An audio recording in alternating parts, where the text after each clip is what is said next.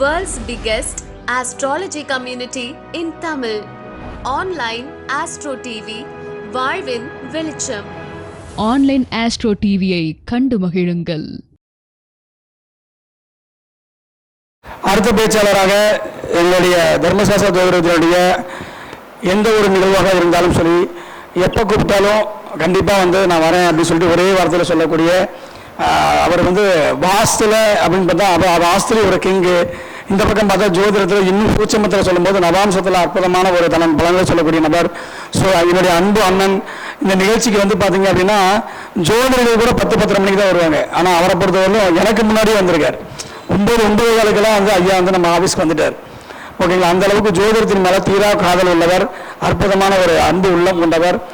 இன்னைக்கு பார்த்தீங்கன்னா முகநூலில் எப்பயுமே ஒரு ப்ளஸ்ஸாக இருக்கக்கூடிய நபர் என்னுடைய அன்பு அண்ணன் உயர் திரு வாஸ்து ஈஸ்வரன் ஐயா அவர்கள் எளிமையாக பலன் சொல்லக்கூடிய வழிகள் என்ன அப்படின்ற விஷயங்களை தனக்கே உரிய பாணியில் இன்னைக்கு உங்களை பதிவு பண்ண வந்திருக்கிறார். ஐயா அவர்களை சிறப்புரையாற்றுமாறு அன்புடன் அழைக்கின்றோம். எங்கும் நிறைபொருளாக இருக்கின்ற பரம்பொருளின் கருணையினாலே தோன்றிய உயிர்களெல்லாம் வாழ்க வளமுடன். அறிவோம் நன்றாக, குருவாழ்க, குருவே துணை. இந்த 60வது கருத்தரங்கிற்கு என்னை வரவழைத்து முன்னிலை வகிக்க சொல்லி ஒரு சிறப்பு செய்த இந்த தர்மசாஸ்திர ஜோதிட வித்யா குழு தலைவர் உள்ளிட்ட அனைவருக்கும் என் நன்றியையும் வணக்கத்தையும் தெரிவித்துக் கொள்கிறேன். இந்த நிகழ்விலே கலந்து கொண்டிருக்கின்ற உங்கள் அனைவருக்கும் என் வாழ்த்தும் வணக்கமும் உரித்தாக. இந்த விழா தொடங்கியதிலிருந்து முதல் பேச்சாளராக வாஸ்து என்ற ஒரு நிலையை போர்டில் நிறைய கட்டங்களை போட்டு உதாரணமாக திரு புருஷோத்தமன் விளக்கிய விதம் ரொம்ப அற்புதமாக இருந்தது. நிறைய செய்திகளை அவர் சொல்லியிருக்காரு. அதெல்லாம் உங்களுக்கு ஒரு ரொம்ப சிறப்பான ஒரு பாடம் தான். அது அடிப்படை பாடம் தான். அடிப்படை தான் மிக முக்கியம். ரொம்ப அற்புதமாக விளக்கினார். அதற்கப்புறம் பேச வந்த திரு கவிதா மேடம் நினைக்கிறேன், மகர ராசி தொடங்கி கிட்டத்தட்ட ஒரு 40 பக்கம் நோட்டில் ஃபுல் பண்ணிட்டு வந்துட்டாங்க. எல்லாம் அற்புதமான விளக்கம். கொஞ்சம் அப்படி ஒரு ரசனையோடு சொன்னால் கேட்குறவங்களுக்கு நல்லாயிருக்கும். அது கொஞ்சம் அனுபவம் வேணும். ஏன்னா இவ்வளவு கருத்தை நீங்கள் சேகரித்து அதை மக்களுக்கு கொடுக்கும்போது அந்த ரசனையோடு கொடுத்தீங்கன்னா கேட்குறவங்க ரொம்ப சிறப்பாக இருக்கும். அப்புறம் வாசி மேடம் என்று நினைக்கிறேன், அஷ்டவர்க்க பரல்கள் 12 ராசிக்கும் அஷ்டவர்க்க பரல்களை போட்டு ரொம்ப தெளிவான முறையில் ஜோதிடம் இப்படியும் பார்க்கலாம் அப்படிங்கிற ஒரு வழிமுறையை எடுத்து ரொம்ப தெளிவாக சொன்னாங்க. அப்புறம் கடைசியாக எனக்கு முன்னாடி பேசிய மகளிர் அணி சர்வசாஸ்திரா மகளிர் அணி செயலாளர் அவர்கள் சகுனம் அப்படிங்கிறத பற்றி ரொம்ப தெளிவாக விளக்குனாங்க. இதெல்லாம் உண்மை. ஜோதிடத்தில் எத்தனையோ வழிமுறைகள் இருந்தால் இத்தனை வழிமுறைகளும் உண்மைதான். இதில் எதையுமே நம்ம மறுக்கவோ தவிர்க்கவோ முடியாது. சகுனம் பார்த்துத்தான் நான் அனைத்தும் செய்வேன் என்று யாராவது இருந்தால் நிச்சயமாக அவர்கள் சகுனம் வழிகாட்டியே தீரும். ஒவ்வொரு முறையும் நீங்கள் வீட்டை விட்டு வெளியேற போது எந்த செய்தியாக இருந்தாலும், ஒரு நல்லது கெட்டது அப்படிங்கல, எந்த நிகழ்வாக இருந்தாலும் நான் சகுனம் பார்த்து அந்த நிகழ்வை செய்வேன், அதற்கு போவேன், அதை கடைபிடிப்பேன் என்று பார்த்து பாருங்கள். 100 பங்கு உங்கள் முன்னால் இந்த சகுனத்தை கொண்டு உங்களுக்கு காட்டி தரும். இதெல்லாம் இன்றே இல்லை, காலமாக நம்ம பெரியவர்கள்லாம் அன்னைக்கு ஜாதகமே பார்க்கல. அன்றைய காலத்தில் ஜாதகமே பார்க்கல. பொண்ணு பார்க்க வந்தேன், சகுனம் பார்த்து வந்தேன். மாப்பிள்ளை பார்க்க வந்தேன், சகுனம் பார்க்க வந்தேன். எல்லாத்துக்கும் சகுனம். ஒரு கோயிலுக்கு போனால் சகுனம். அன்னைக்கெல்லாம் வேறு எதுவுமே இல்லை. அப்போ சகுனம் என்பது ஒரு மிகப்பெரிய கலையாக இருந்துச்சு. இன்னைக்கு அது மறந்து போச்சு அல்லது எல்லாத்துக்கும் தெரியாமல் போச்சு. கிட்டத்தட்ட அழியும் நிலைக்கு வந்துருச்சு. ஆனால் ஜோதிடம் வளர்ந்துருச்சு. ரொம்ப அற்புதமாக ஜோதிடம் வளர்ந்துருச்சு. ஆனால் சகுனமெல்லாம் ரொம்ப அற்புதமான கலை. இந்த மாதிரி ஜோதிடத்தில் பல்வேறு கலைகள், 1-2 அல்ல, நூற்றுக்கணக்கான கலைமுறை இருக்கு நம்ம இந்து மதத்தில். அதில் தமிழில் ரொம்ப அற்புதமாக நிறைய நமக்கு பல நூல்கள், பல ஞானிகள் நமக்கெல்லாம் அற்புதமாக கொடுத்துருக்காங்க. அதையெல்லாம் வச்சு தான் நம்ம இன்னைக்கு இந்த ஜோதிடம் இவ்வளவு எளிமையாக உயர்வாக வளர்ந்திருக்கிறது ஒரு மிக சிறப்பான ஒரு அமைப்பு தான். நாம் வாழ்கின்ற இந்த காலகட்டத்தில் ஜோதிடம் மிகப்பெரிய வளர்ச்சி அடைஞ்சிருக்கிறது ஒரு ரொம்ப சிறப்பு தான். எனக்கு ஒரு தலைப்பு கொடுத்துருக்காங்க, எளிமையாக பலன் சொல்வது எப்படி. இன்றைக்கு படிக்கிற மாணவர்களிருந்து பெரிய ஜாம்பவான் வரைக்கும் கேட்குற கேள்வி இதுதான், எளிமையாக பலன் சொல்வது எப்படி. எல்லோருமே கேட்குறோம், ஆனால் எளிமையாக பலன் சொல்ல முடியல. இப்போ நான் கூட பேச வந்திருக்கிற எளிமையாக பலன் சொல்வது எப்படின்னு உங்களுக்கு கருத்து சொல்ல வந்திருக்கேன். சொல்ல முடியுமா பார்ப்போம். ஏன்னா நீங்கள் ரொம்ப கவனம் இங்கே இருக்கணும். கவனம் இங்கே இருந்தீங்கன்னா தான் நமக்கு உற்சாகமாக பேசுறதுக்கு வரும். சும்மா ஒரு அரை மணி நேரம் பேசினா கூட உற்சாகமாக கருத்து உங்களுக்கு சொல்ல முடியும். அந்த மாதிரி எளிமையாக பலன் சொல்வது எப்படிங்கிறதுக்கு நம்ம முதல்ல தெரிந்து கொள்ள வேண்டிய தத்துவம் என்ன அப்படின்னா காலபுருஷ தத்துவம். இந்த காலபுருஷ தத்துவத்தை பெரும்பாலும் நாம கத்துக்கிறதே இல்லை. காலபுருஷ தத்துவம்னா என்னன்னு தெரியாது எல்லாருக்குமே. எல்லாருக்கும் மேஷம் தொடங்கி 12 ராசி தெரியும், அஸ்வினி தொடங்கி 27 நட்சத்திரம் தெரியும், சூரியன் தொடங்கி 9 கிரகங்கள் தெரியும், திதி தெரியும், கர்ணம் தெரியும், யோகம் தெரியும், எல்லாமே தெரியும். ஆனால் காலபுருஷ தத்துவத்தை தெரிந்து கொள்ள முடியாது. ஏன்னா தெரிந்து கொள்கின்ற அளவுக்கு அதை எளிமையாக யாரும் விளக்கவில்லை. இன்னும் சொல்ல போனால் விஞ்ஞான பூர்வமாக அதை விளக்கவில்லை. இப்போ காலபுருஷன் என்று எடுத்தாலும் எல்லாருக்கும் மேசம்தான் தெரியும், செவ்வாய் தான் தெரியும். அந்த மேசத்தை தொடங்கித்தான் காலபுருஷ தத்துவம் இருக்கு அப்படிங்கிறது எல்லாம் தெரியும்.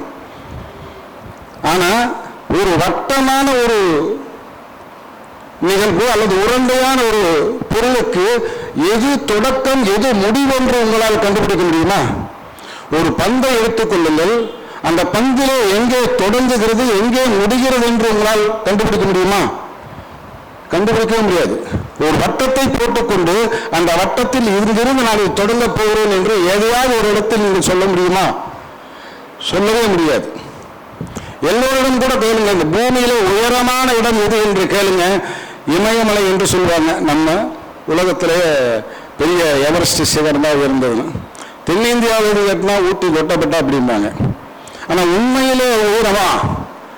அப்போ உயரம் எங்கே இருக்குது என்று நீங்கள் சிந்தித்து பார்த்தால் நீங்கள் எந்த இடத்தில் நிற்கின்றீர்களோ அந்த இடமும் உயரமான இடம். ஏன்னா உருண்டை வடிவுக்கு உயர்வு தாழ்வு என்பதே கிடையாது. இருக்கின்ற இடமே உயர்வு, மற்றதெல்லாம் தாழ்வு. அப்படித்தானே? இது உண்மையே புரியா? உங்களால் புரிந்து கொள்ள முடியவே இல்லையா? யாரு எப்படி விளக்குந்தாலும் நமக்கு ஒரு தெளிவு வேணும் இல்லையா? அந்த தெளிவை நாம் உணர்கின்ற அளவுக்கு அந்த கருத்தை சொல்லணும் இல்லையா? அப்போ இந்த காலபுருஷ தத்துவம் என்பது மேசம்தான் தொடங்கி இருக்கிறதா என்றால் நமக்கு ஒரு அடையாளமாக கொடுத்த இடம்தான் மேசமே வெளிய மேசம் என்பது தொடக்கம் அல்ல. சரி, இதை விஞ்ஞான பூர்வமாகவும் சில கருத்துக்களை வெளிநாட்டில் சொல்லியிருக்காங்க. நம்ம முன்னோர்களும் மேசமே தொடங்கி இதை கொடுத்துருக்காங்க. இது ஏன் அப்படின்னு ஒரு கேள்வி கேட்டீங்கன்னா, இந்த பிரபஞ்சத்தில் தோன்றிய அனைத்துமே இயங்கிக் கொண்டே இருக்கிறது. இது உங்களுக்கு எல்லாம் தெரியும். இயங்காத பொருள் என்று ஒன்று உலகத்தில் இல்லை. அணு முதல் தொடங்கி அண்டம் வரையில் அனைத்துமே இயங்குது. அது உண்மைதானே? இந்த பூமி இயங்குவதிலே நம்ம சொல்ல முடியாது, ஆனால் சுத்திட்டு இருக்கு. இந்த பிரபஞ்சம் இயங்கவில்லை என்று தெரியும், ஆனால் சுத்திட்டு இருக்கு. சூரியன் தொடங்கி அனைத்து கோள்களும் அனைத்து நட்சத்திர மண்டலமும் சுத்தி கொண்டே இருக்குது, நகர்ந்து கொண்டே இருக்குது அமைப்பு. ஆனால் இது இயங்குவதற்கு எது காரணமாக இருக்குது என்று கேட்டால், ஒவ்வொன்றுக்கும் அடி முடி என்று ஒன்றுண்டு.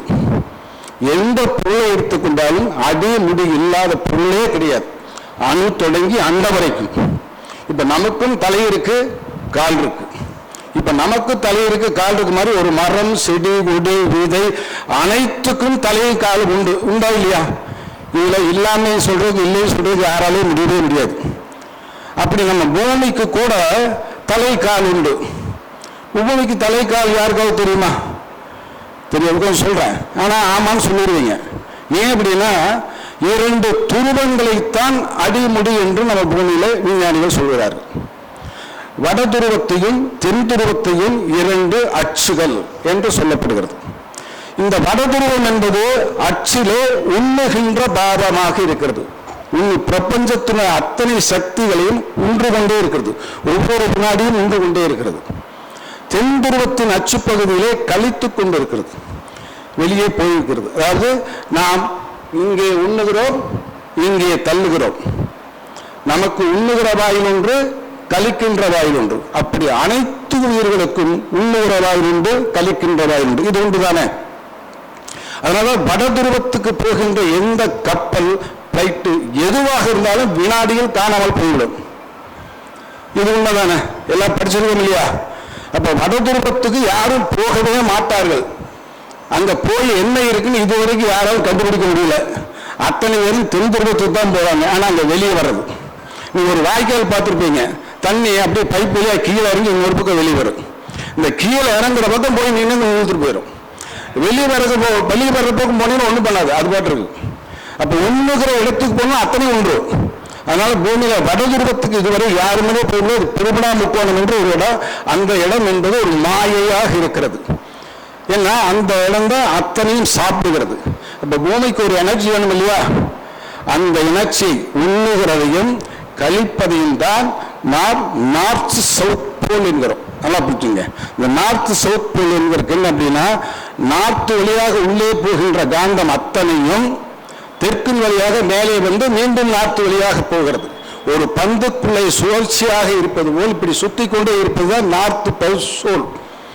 இந்த இரண்டையும் இரண்டு திசையாக்கினார்கள், இரண்டையும் இரண்டு மார்க்காக செய்தார்கள்.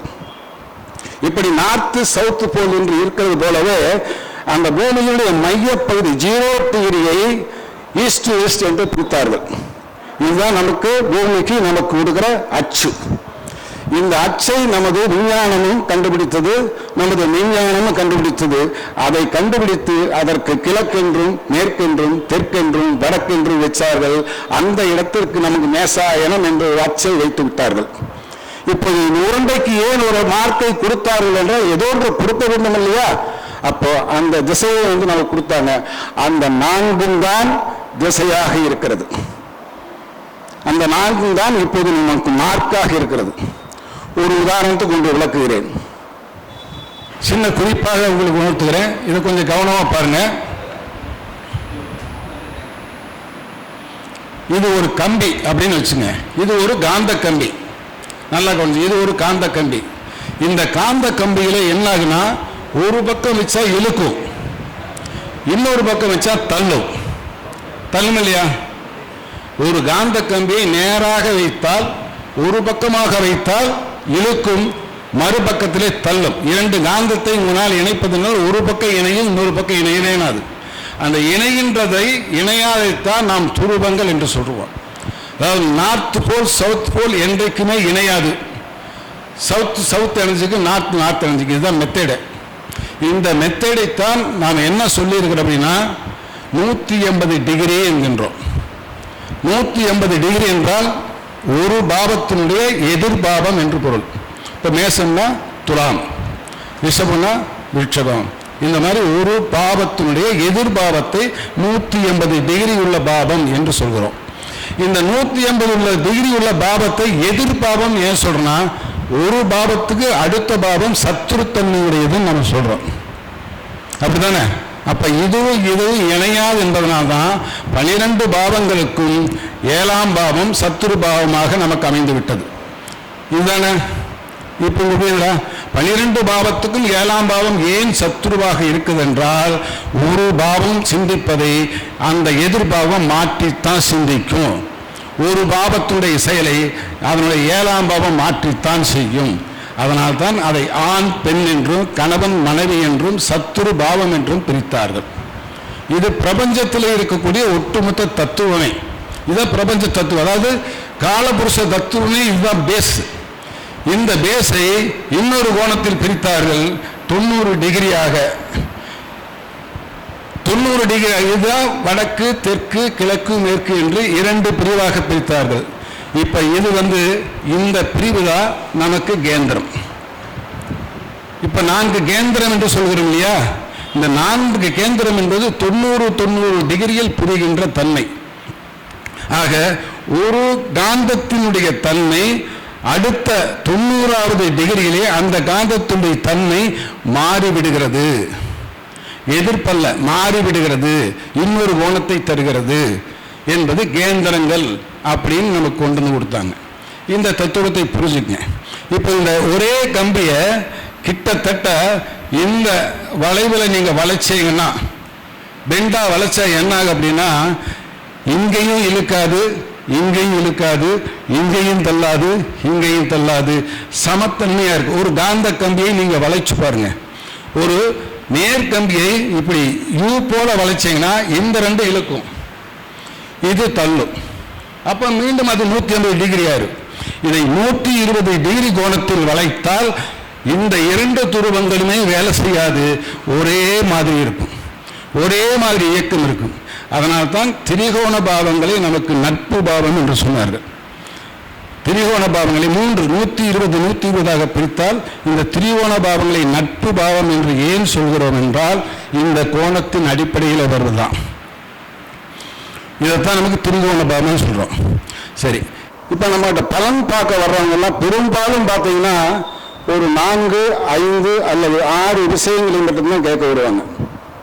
வேற சப்ஜெக்டுக்கே வரமாட்டாங்க, வேற சப்ஜெக்டுக்கே வரல. ஒரு 4 கருத்துக்களை மட்டும் கேட்பாங்க, மீறி போனால் 6 கருத்துக்களை மட்டும் கேட்பாங்க, அதுக்கு மேலே கேட்க மாட்டாங்க. இதற்கு ஒரு பருவம் உண்டு. இப்போ ஒரு குழந்தை பிறந்த உடனே வருகிறாங்க அப்படின்னா, இந்த குழந்தை ஆயில் எப்படி இருக்கு, அப்பாவுக்கு எப்படி இருக்கு, அம்மாவுக்கு எப்படி இருக்கு, நல்ல யோகமானா அப்படின்னு மட்டும் கேட்டு போயிடுவாங்க, வேற எதுவுமே கேட்க மாட்டாங்க. ஒரு குழந்தை பிறந்தனா ஒரு 6 மாசம் அல்லது 1 வருஷம் 2 வருஷத்துக்கு இந்த கேள்வியை தவிர அந்த ஜாதகத்தில் வேற கேட்பாங்களா? கேட்கவே மாட்டாங்க. அதே 20 வயசுக்குள்ள அந்த ஜாதகம் வந்தால் என்ன கேட்பாங்க? நல்லா படிப்பானா, உயர் டிகிரி போவானா, என்ன தொழிலில் போவான், என்ன தொழில் செய்வான் அப்படிங்கிற கல்வி என்கின்ற 2ஆம் பாவத்தை மட்டும்தான் கேட்பாங்க, அதுக்கு மேல கேட்க மாட்டாங்க. இந்த 20லிருந்து 30க்குள்ள வர்றவங்கெல்லாம் கல்யாணம் எப்ப ஆகும், பொண்ணு எந்த திசையில் அமையும், எந்த மாதிரி மாப்பிள்ளை கிடைக்கும், எப்படி அமையும், இந்த கேள்வி கேட்பாங்க. இது தவிர வேற கேள்வி இருக்காது. 30 to 40க்குள்ள மீறி போனா குழந்தை பாக்கியத்தை பத்தி கேட்பாங்க அல்லது தொழிலை பத்தி கேட்பாங்க. என்ன தொழில் செய்வோம், தொழில் எப்படி இருக்கு, குழந்தை எப்படி பிறக்கும், குழந்தை பிறக்கும், குழந்தை எப்படி, இந்த சப்ஜெக்ட் தவிர வேற இருக்காது. 30லிருந்து அதாவது 40லிருந்து 50க்குள்ள போனீங்கன்னா இடம் வாங்கலாமா, கட்டணம் கட்டலாமா, சொத்து சேர்க்கலாமா, கடன் கட்ட முடியுமா, நோய் வருமா அப்படிங்கிற சப்ஜெக்டை மட்டும்தான் பேசுவாங்க. இந்த 50க்கு மேல 60 வரைக்கும் நீங்க எடுத்துட்டீங்கன்னா நோய், இந்த நோய் இருக்குமா, நோய் தீருமா, எத்தனை வருஷம் ஆயுளோடு இருக்க போற அப்படிங்கிற கேள்விதான். இதை தவிர வேற கேள்வி நம்ம கேட்க போறாங்களா? கேட்க போறதே இல்லை. அப்ப இந்த ஒரு 4 விஷயத்தை மட்டும்தான் நம்ம கத்துக்கணும், வேற எல்லாம் போட்டு குழப்ப வேண்டியதில்லை. நீங்க ஒரு காலப்புருஷ தத்துவத்தை எரிச்சுக்கிட்டோ அல்லது காரக தத்துவத்தை எரிச்சுக்கிட்டோ 100 பக்கம் நோட்டை மனப்பாடம் பண்ணிட்டு போனீங்கன்னாலும் அது பிரயோஜனமே இருக்காது. நீங்க 100 புத்தகத்தை படிச்சாலும் அது பிரயோஜனமே இருக்காது. புத்தகத்துல படிச்ச எதையுமே கேட்க மாட்டான். அவன் கேட்கறதுக்கு பதில் நம்ம அதுல தான் தேடணும் இல்லையா, புத்தகத்தை தேடி பிரயோஜனமே இல்லை. இதுதான் நடைமுறைன்னா. இந்த பலன்களை தருகிற பாவங்கள் 12 பாவத்துல 4 பாவம் தான்.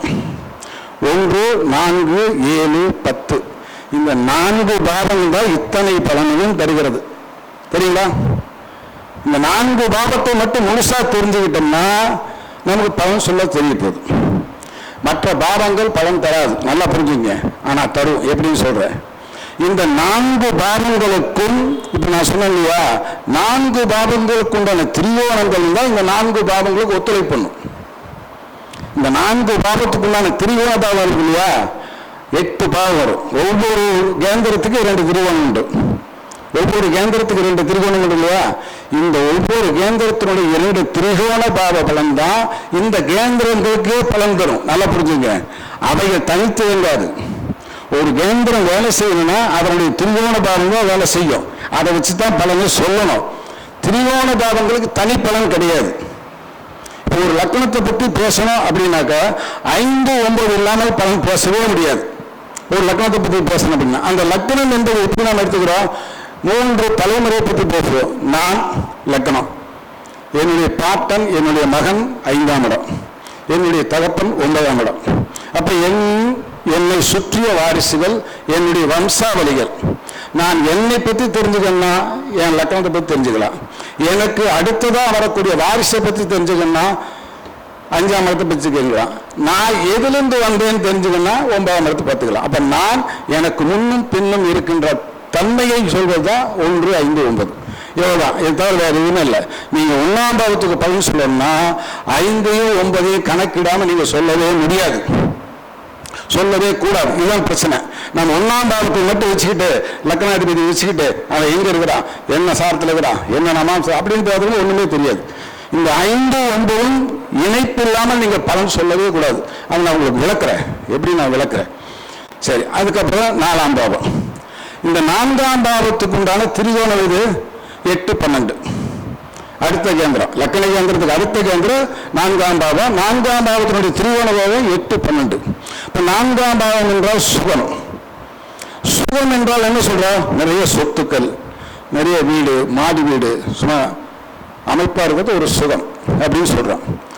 இந்த சுகத்துல இன்னொன்று 8ஆம் பாவம் மரணம், இன்னொரு 12ஆம் பாவம் அயன சுகம். அதாவது இந்த உடலோட நான் சுகமாய் இருக்கிறது 4ஆம் பாவம். இந்த உடம்போட இருந்தாலும் உறந்த நிலையிலே இருக்கிறது, உடல் அசையாத நிலையிலே இருக்கிறது 12ஆம் பாவம். இந்த உடம்பை விட்டு உயிர் போய்விட்டால் சுகம் தருவது பிரபாமை, அது 8ஆம் பாவம். அப்ப சுகத்தை பற்றி சொல்வதற்கு 4, 12 இல்லாமல் நீங்க சுகத்தை பேச முடியாது. அல்லது 8ஆம் பாவத்தை பற்றி பேசினா 4, 12 எல்லாம் பேச முடியாது. அல்லது 12ஆம் பாவத்தை பேசினா 4, 8 எல்லாம் பேச முடியாது. அப்படிதானே? இந்த 4ஆம் பாவத்துக்கு இந்த பாவம்லாம் துணை செய்யும் பாவம் தான், அது இல்லாமல் செய்யவே முடியாது. அதுக்கடுத்து 7ஆம் பாவம், அது அடுத்த கேந்திரம். இப்போ 7ஆம் பாவத்தினுடைய கேந்திரத்தை எடுத்துக்கலாம். அதன் திரிகோண பாவம் 3, 11. இந்த 7ஆம் பாவம் என்றதை நாம் போகம் என்று வச்சுக்கிறோம், மனைவி போகம் என்று வச்சுக்கிறோம். இந்த போகத்தை செய்வதற்கு 3ஆம் பாவம் இல்லாமல் போகம் செய்ய முடியாது. செய்ய முடியுமா? வீரியம் இல்லாமல் போகம் நடக்குமா? வீரியம் இருந்தால் தான் 7ஆம் பாவம் வேலை செய்யும். 11ஆம் இடம் அதிக வீரியம், நிறைய வீரியம் இருக்கிறது. ஒன்றுக்கு மேற்பட்ட வீரியம், ஒன்றுக்கு மேற்பட்ட தொடர்பு. ஒரு 7ஆம் பாவத்திற்கு 3ஆம் பாவம் துணை செய்யவில்லை என்றால் 7ஆம் பாவம் ஓடி போயிடும் இல்லையா? 3ஆம் பாவம் பலமா இருந்து 7ஆம் இடம் பலம் இல்லை என்றால் இவங்களுக்கு அதுக்குண்டான வாய்ப்பு இல்லை, வாய்ப்பு இல்லை. 13ஆம் பாவம் பலமா இருந்து 7ஆம் பாவம் கெட்டு போச்சுன்னா ஒன்றுக்கு மேற்பட்ட துணை, இதுதானே? அப்ப 7ஆம் பாவத்துக்கு நான் பலன் சொல்றேன்னா 3ஐயும் 11ஐயும் பார்க்காமல் பலன் சொல்ல முடியுமா? பலன் சொல்லவே முடியாது. அப்ப 3ம் 11ம் 7ஆம் பாவத்துக்கு துணை பாவம். அதுக்கடுத்து 10ஆம் பாவம். இந்த 10ஆம் பாவத்துக்கு எடுத்தீங்கன்னா இந்த 2, 6 எல்லாம் 10 வேலை செய்யவே செய்யாது. செய்யுமா? 2 முதலீடு தனம், 6 கடன் அடிமைகள், இப்போ 10 தொழில். இப்போ தொழில்னா துட்டு இல்லாம தொழில் செய்ய முடியுமா? அப்ப 2ஆம் பாவம் கெட்டு போய் 10ஆம் பாவம் வலுப்படுச்சுன்னா தனம் போட்டு சொந்த முதல் போட்டு தொழில் செய்ய முடியாது, அப்படிதானே? 6ஆம் பாவம் வலுப்பட்டு 10ஆம் பாவம் வலுப்படலைன்னா கால முரணி அடிமைதான். அப்ப 6ஆம் பாவம் வலுப்பட்டு 10ஆம் பாவம் வலுப்பட்டுச்சுன்னா நிறைய தொழிலாளர்கள் வச்சு வேலை செய்வீங்க. இப்ப 6ஆம் பாவம் வலுப்பெற்று 10ஆம் பாவம் வலுப்பெற்று 2ஆம் பாவம் வலுப்பெற்றதான் முதலீடு, சம்பாதனை, யோகம் அனைத்துமே கொடுக்கக்கூடியது. ஆக 10ஆம் பாவம் வேலை செய்யணும். 2, 6 இல்லாமல் 10 வேலை செய்யாது. 6 கெட்டு போச்சு, 2, 10 மட்டும் இவன் மட்டும் தனியாக சம்பளத்துக்கு போய் வேலை செய்வான், ஆள் அடிமை இருக்காது. நீ நிறைய பேர் சொல்றது 8ஆம் பாவம் 6ஆம் பாவம் கெட்ட பாவம்னு. 6ஆம் பாவம் கெட்டு போச்சுன்னா 10ஆம் பாவம் கெட்டு போயிடும். நீ 8ஆம் பாவத்தை அதிர்ஷ்ட பாவம் ஆகி விட்டாங்கல்ல. இப்போ வரும் காலத்தில் பெல்ல 8ஆம் பாவம் அதிர்ஷ்ட பாவம்னு பேசிட்டு இருக்கிறோம். ஆக 10ஆம் பாவம் செயல்படணும்னா 2, 6 இல்லாமல் வேலை செய்யாது. இது உங்களுக்கு இப்போ ஜாதகத்தை போர்டில் போட்டு நம்ம பேசுவோம். இந்த வாயில பேசிட்டு போறதில்ல. இது எப்படி எளிமையா பலன் எடுக்கிறது, நீங்க எப்படி எடுக்கிறீங்க, உங்களுடைய யார்கிட்டயா ஜாதகம் இருந்தால் ஒரு 4 ஜாதகம் ரெடி பண்ணுங்க, இங்க போர்டில் போட்டு பார்க்கலாம். எந்த பாவத்தை பற்றி நீங்க கேட்குறீங்களோ அந்த பாவத்துக்குண்டான விளக்கத்தை நமக்கு தரலாம் அப்படிங்கிறது என்னுடைய ஐடியா. உங்களுடைய ஜாதகம் இருக்கா? துணிஞ்சு கொடுங்க. யார் ஜாதகம் வந்தாலும் துணிஞ்சு கொடுங்க. ஜாதகத்தை போர்டில் போட்டு இந்த பாவத்துக்கு எப்படி இந்த பலனை எடுப்பது, அதுவும் எளிமையாக எடுப்பது அப்படிங்கிறத பற்றி விளக்கம் கொடுக்குறோம். ஜாதகம் இருக்கா? போடுங்க, ஜாதகம் கொண்டு போடுங்க. யார் ஒருத்தருடைய ஜாதகமே இல்லையா? ஜாதகம் இல்லையா? சரி, நானே ஜாதகம் போடுறேன். ஜாதகம் நிறைய வந்து எங்கிட்ட வந்து நூற்றுக்கணக்கான ஜாதகம் வச்சிருக்கிறோம். ஏன்னா நான் ஏன் உங்ககிட்ட கேட்குறேன் அப்படின்னா, அந்த ஜாதகத்துக்கு சொல்லுற பலன் பொருந்துவா இல்லையான்னு உங்களுக்கு தெரியணும். நான் பாட்டுக்கு பலன் சொல்லிட்டு அது பொருந்து நான் பாட்டுக்கு சொல்லிட்டு போயிட்டுனா அது உண்மையா இல்லைன்னு உங்களுக்கு எப்படி தெரியும்? தெரியாது இல்லையா? அப்போ உங்க ஜாதகம் யாரோ ஒரு ஜாதகம், நீங்க பக்கத்துக்கார தெரிஞ்சவன் அண்ணன் தம்பி யார் ஜாதகம் வேணா போடுங்க. போட்டு நீங்க பலன் கேட்டா தான் அந்த ஜாதகத்தை உங்களுக்கு பலன் சொல்ல முடியும். போன மீட்டிங்ல நம்ம ஒரு ஜாதகம் போட்டான்னு நினைக்கிறேன். ராசி நவாம்சம் ரெண்டுமே போடுங்க.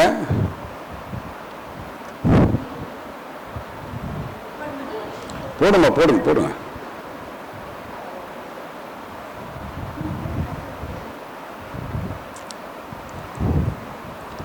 தைரியமா போட்டீங்கன்னா தான் நீங்க கத்துக்க முடியும். போடுங்க. ராசி நவாம்சம் தசாபுத்தி இருப்பு போடணும். வயசு, டேட் ஆஃப் பர்த், டைமு. ஏன்னா எல்லாரும் தெரிஞ்சுக்கணும் இல்லையா? டேட் ஆஃப் பர்த், டைமு, ராசி நவாம்சம், இருப்பு திசை, நடப்பு திசை.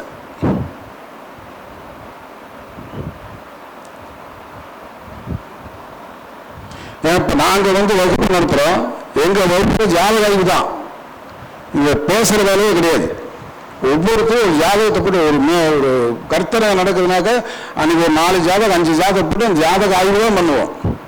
எப்படி பலன் சொல்றது, எப்படி பலன் சொல்றது, எப்படி பலன் சொல்றது இல்லையா? இங்கே பேசிட்டு போகிறதுல ஒரு பிரயோஜனம் இல்லை.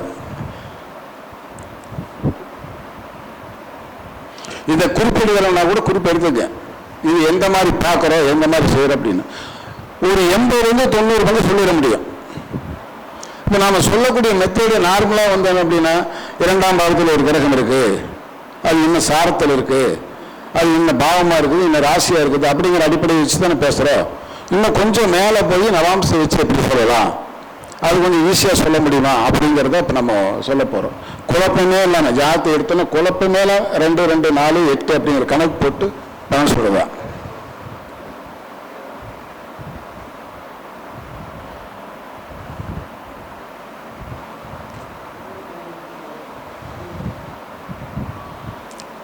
கேள்வி வந்து எந்த பாவம் தான் கேட்கணும். பலன் சொல்லி கேள்வி சொல்லி கல்யாணம் அமையுமா, கல்வி வருமா அப்படின்லாம் கேட்கக்கூடாது. அதுலேயே பலன் இருக்கு. கல்யாணம் அமைனா இவரு கல்யாணம் ஆகலைன்னு அர்த்தம், நல்லா படிப்பானா படிக்க மாட்டான்னு அர்த்தம், இவனுக்கு எப்போ தொழில் அமைனா தொழில் இவருக்கு அமையுன்னு அர்த்தம். அப்படியெல்லாம் சொன்னீங்கன்னா அது பதில் கேள்வியிலே பதில் இருக்கு. அப்படியே கேட்கவே கூடாது. நீங்கள் எப்படி கேட்கணும், 10ஆம் பாவத்தை சொல்லுங்க அப்படின்னு சொல்லி, 7ஆம் பாவத்துக்கு சொல்லுங்க, 4ஆம் பாவத்துக்கு சொல்லுங்க, 2ஆம் பாவத்தை சொல்லுங்க அப்படின்னு சொன்னீங்கன்னா தான் அதில் என்ன ஆய்வு செஞ்சு நம்ம கண்டுபிடிக்கிறோம் அப்படின்னு அர்த்தம் ஆகும்.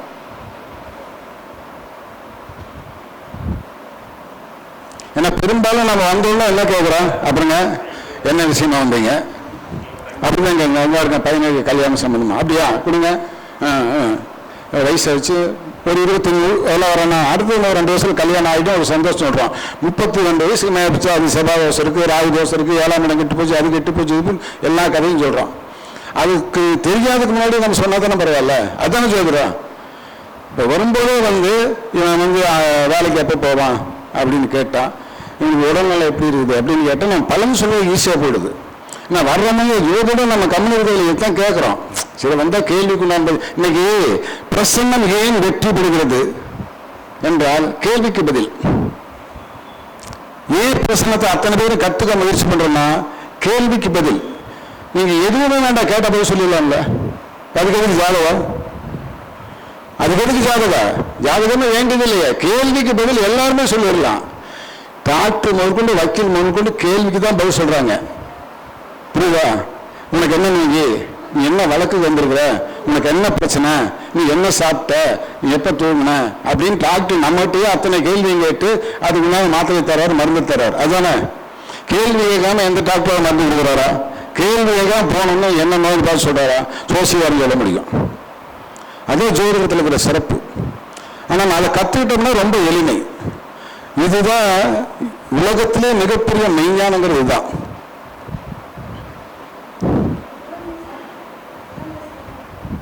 புதன் திசை என்ன புத்தி, எந்த பாவம் பற்றிய கேள்வி. ஏழாம் பாவம் அப்படின்னு போய் ஏழாம் பாவம் போட்டுருங்க போதும்.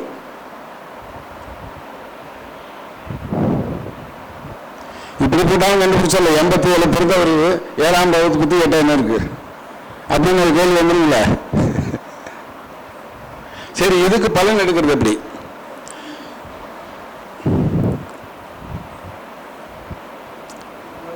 சரி, தசைக்கு அப்புறம் வருவோம். இந்த ஜாதகத்தில் 7ஆம் பாவாதிபதி யாரு? இல்ல, இங்கே தெரியுது. இங்க ஜாதகத்துக்கு 7ஆம் பாவாதிபதி யாரு? குரு. அவர் லக்னத்துக்கு எங்க இருக்காரு? காணமா? 7ஆம் பாவம் தொலைவன் மாட்டிருக்கு. ஆமா, 7ஆம் பாவம் ஜாதகத்திலே இல்லை. இது சகுனம். ஜாதகத்திலே போட மாட்டாங்க. சரி போடுங்க, நவாம்சத்தில் போட்டீங்க போடுங்க.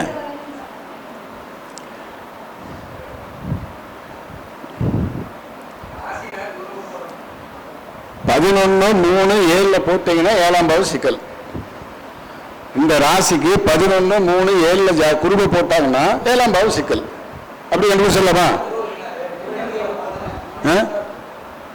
எது 11 3 7 உங்க குருவை போட்டாங்கன்னா இல்லறம் சிக்கல்.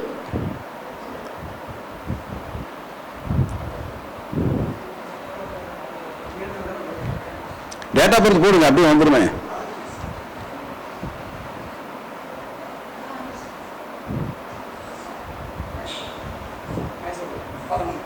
வந்துருச்சா?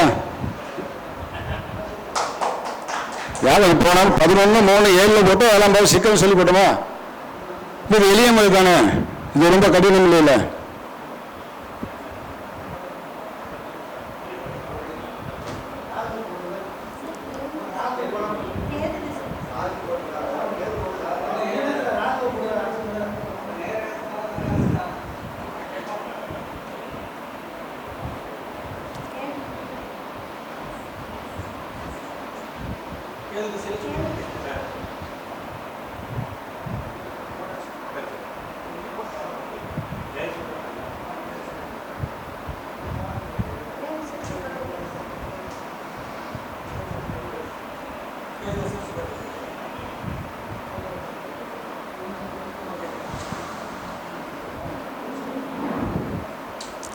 இப்ப நமக்கு 7ஆம் பாவாதிபதி 11 போய் நிற்கிறான், ரொம்ப சிறப்பு தானே.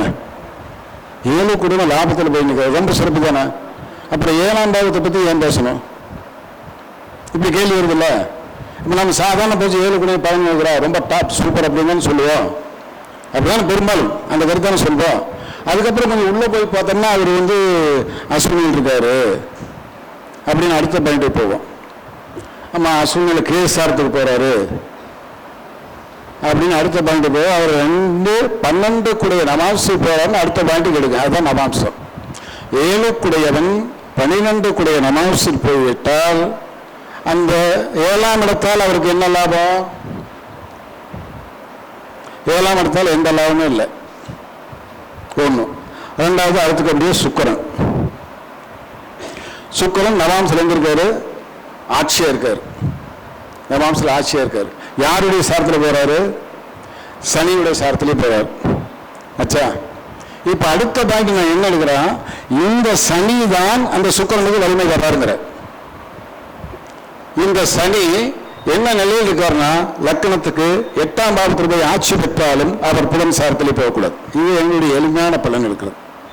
அப்ப இங்க குரு கெட்டார், சுக்கிரன் கெட்டார். சுக்கிரன் 5 இருக்கிற ஆட்சி இல்லை, குரு 11 லாபத்தில் இல்லை. இந்த 2 பாயிண்ட் நம்ம எடுத்துக்கிறோம். அதுக்கப்புறம் இந்த புதனுக்கும் அதுல இருக்கிற புதனுக்கும் சுக்கிரனுக்கு இருக்கக்கூடிய தூர அளவு எங்கம்மா? புதன்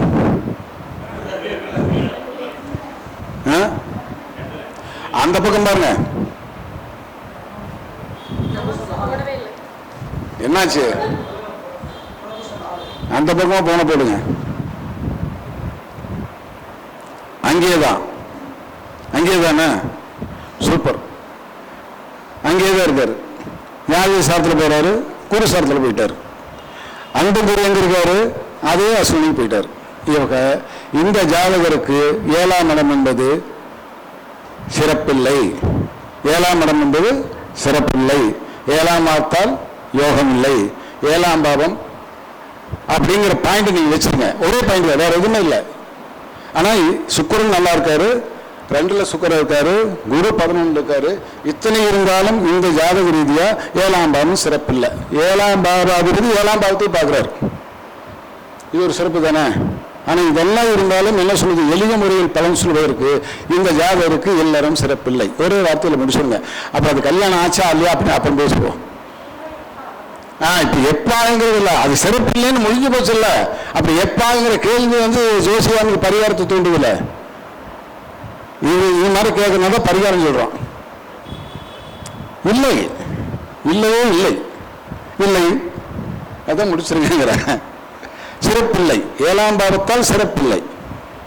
இப்போ ஒரு பாவத்தில் நல்ல அமைப்பில் இருக்கிற கிரகமே இப்படி இந்த பலனை தருது அப்படிங்கிறது எளிய முறையில் சொல்லக்கூடிய ஒரு தத்துவம்.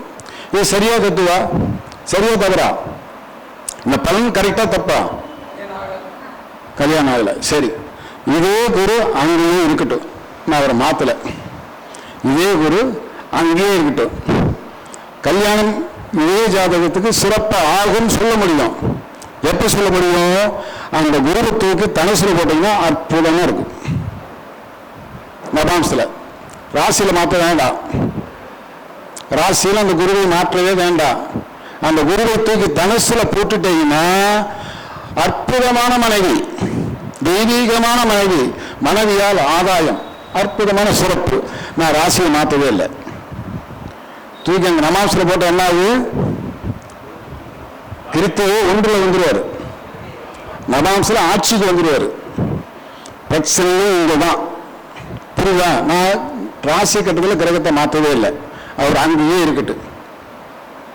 இதுவே என்னுடைய பதில். இப்போ இந்த குருவால மற்ற கிரகம் பாதிக்கப்படாது, இந்த குருவால மற்ற கிரகம் பாதிக்கப்படாது. ஏன்னா குரு பலன் தருகிற கிரகமா மாறுவார். இப்போ எனக்கு மணிகண்டன் பலன் தர வேண்டும் என்றால் மணிகண்டன் பலமாயிருந்தா தான் எனக்கு பலன் தருவாரு. மணிகண்டனே பலம் இல்லாத போது நான் எப்படி அந்த மணிகண்டன் பலன் வாங்க முடியும்? பலன் வாங்கவே முடியாது இல்லையா? இப்ப இந்த பாயிண்ட் தான். இப்ப நம்ம ஒவ்வொரு பாயிண்ட் எடுத்துக்குவோம். அஸ்வினி 2 இருக்காரு, அஸ்வினி 1 இருந்தார், அஸ்வினி 3 இருந்தார், அஸ்வினிக்கு 4க்கு வந்துட்டார் அந்த குரு. அப்ப கல்யாணம் ஆகுமா? ஆகும். அதுக்கு அடுத்த பாயிண்ட், அஸ்வினி 4க்கு வந்து என்ன ஆகுது? உச்ச பலம் பெறுவார். இப்படி எடுங்க. அப்போ 7ஆம் பாவாதிபதி 2ஆம் பாவத்தில் உச்சம் பெறுகிற போது நல்லா இருக்கு. ஏன்னா அந்த 2ஆம் பாவாதிபதி நிலையை எடுக்கணும். அதுக்கு அடுத்த பாயிண்ட் நாங்க போறது, அந்த நின்ற வீட்டுக்குடைய நிலைமையீடு அதை பாரு அப்படின்றோம். அப்படிதான் அடுத்த பாயிண்ட். இப்போ ஏற்கனவே சொல்ல போனா இந்த குரு நின்ற வீட்டுக்குடையவன் ராசியில நீச்சமடைகிறார். ராசியில நீச்சமடைகிறாரா? அந்த செவ்வாயும் புதன் சாரத்தில் போறார். இப்ப இந்த அலித்தன்மையாக இருக்கக்கூடிய கேது சனி புதன், அதிலே கேதுவும் சனியும் கேதுவும் புதனும் இல்லறத்துக்கு மிக மிக மிக கவனிக்க வேண்டிய கிரகங்கள். கேதுவையும் புதனையும் கவனிக்காமல் நீங்கள் இல்லற வாழ்க்கையை சிறப்பு சொல்லவே முடியாது. கந்தசாமி ஐயா வணக்கம், வாங்க வாங்க வாங்க. இப்ப எப்படி அந்த பாயிண்ட் சொல்ல முடிஞ்சது இல்லையா? எளிமைதாங்க. சரி, வேற ஏதாவது வேற பாவத்தை பத்தி கேட்குறீங்களா? பாவம் மட்டும் எந்த பாவத்தை பத்தி கேட்குறீங்க? வேற ஏதாவது பாவத்தை பத்தி கேட்குற ஐடியா இருக்கா? ஒரு ஜாதகத்துக்கு ஒரு இல்ல, அது விட்டுங்க, அதுதான் சிறப்பு இல்லைன்னு முடிச்சாச்சு. இதுதாங்க நம்ம இருக்கிற சிக்கலை, இதுதான் நம்ம இருக்கிற சிக்கலை. என்ன பொறுத்தவரை என்னுடைய கருத்து, திருமணம் ஆனால் ஒரு வேலை ஆனால் ஒரு பாயிண்ட் மீண்டும் பிரிவதற்கு வாய்ப்பு உண்டு. 2வது பாயிண்டா, திருமணமானால் தக்க வைக்க முடியும். எப்படி? அந்த பெண்ணுக்கு திருமணமாகி விதவாக இருக்கணும். ஒரு விதவை பெண்ணை திருமணம் செய்வீங்க, அப்படி திருமணம் செய்து வைத்ததுக்கு பின்னாடி கூட கணவன மனைவியாக அவங்க வாழக்கூடாது, நண்பர்களாக வாழணும், இப்படியெல்லாம் நம்ம சொல்லணும். நீ ஒரு பெண்ணை கல்லிட்டு வந்து அதே பொண்டாட்டுங்கிற உரிமையோடு பேசக்கூடாது, நண்பர்கள் உரிமையை நீ வச்சுக்க, கூட சேர்ந்து வாழலாம்னு சொல்லிடலாம். அவர் 7ஆம் பாவத்திலேயே இருக்கட்டு, நண்பராக இருக்கட்டு, மனைவிங்கிற உரிமைக்கு போனேன்னா அங்கே வேலையாகாது. அதெல்லாம் விட்டணும், அதெல்லாமே விட்டுருங்க. அப்ப நமக்கு ஒரு பெண் துணை வேண்டும் இல்லையா, கடைசி காலத்துக்கு ஒரு பெண் துணை வேண்டும் இல்லையா, அப்படி சிந்திக்கின்ற இடத்துக்கு அது பொருந்தும். அப்படி இல்லை நமக்கு இதெல்லாம் வேணும் அப்படின்றது அதுக்கடுத்த பாவங்களுக்கு போகணும். 5ஆம் பாவம் எப்படி இருக்கு, அதுக்கு வாய்ப்பு இருக்குதா அப்படின்னு அதெல்லாம் போகணும். இதெல்லாம் சிந்திக்க வேண்டிய இடத்துக்கு வரும் இல்லையா. அதுக்கு 3ஆம் பாவம் எப்படி இருக்கு அதெல்லாம் பார்க்கணும். ஏன்னா 3ஆம் பாவமும் கெட்டு போச்சு இருக்குதா. 5ஆம் பாவம் கெடல, நல்லா இருக்கும் அப்படின்னு அர்த்தம். 5ஆம் பாவம் கெடவில்லை, நல்லா இருக்கு அப்படின்னு ஒரு பாயிண்ட் எடுத்துக்கலாம். சரி, வேற ஏதாவது பாவத்தை பத்தி கேள்வி இருக்கா இந்த ஜாதகத்துக்கு? இல்ல, வேற ஜாதகம் போடுறீங்களா? போடுங்க, துணிஞ்சு போட்டீங்கன்னா தான் கத்துக்க முடியும்.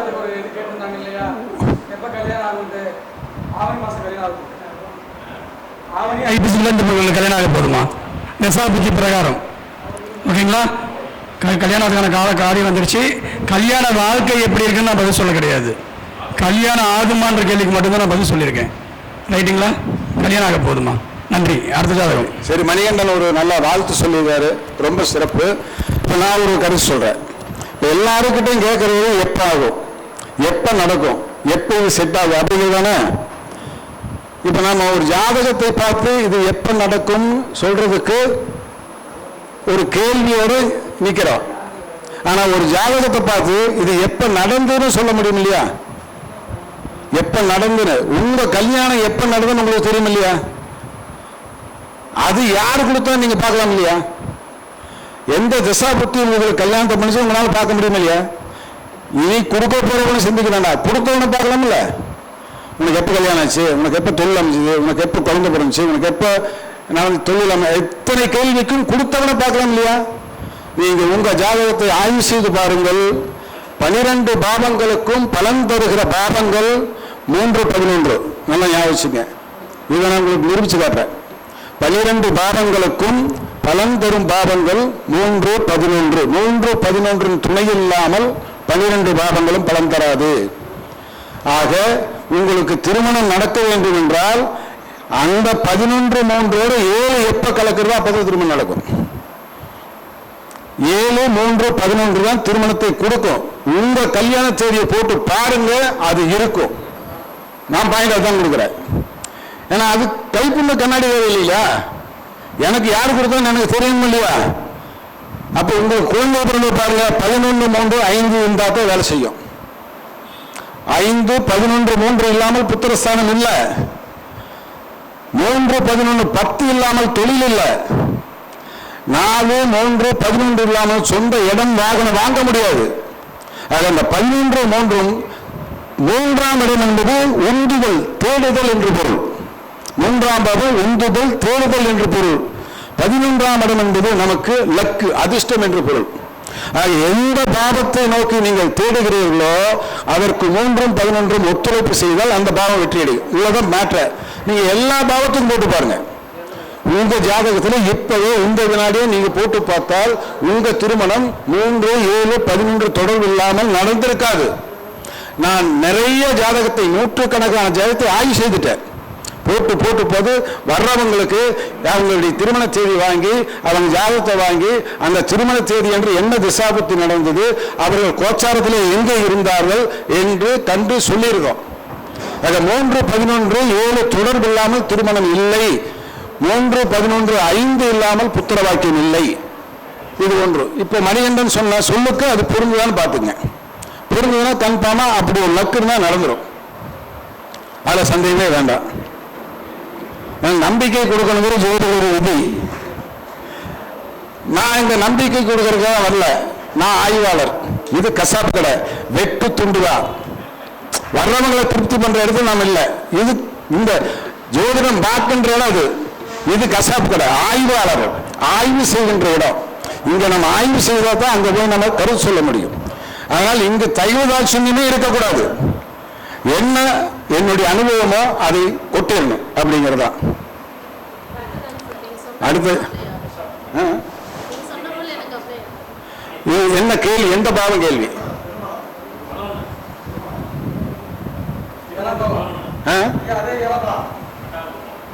இல்ல என்ன பாவம்?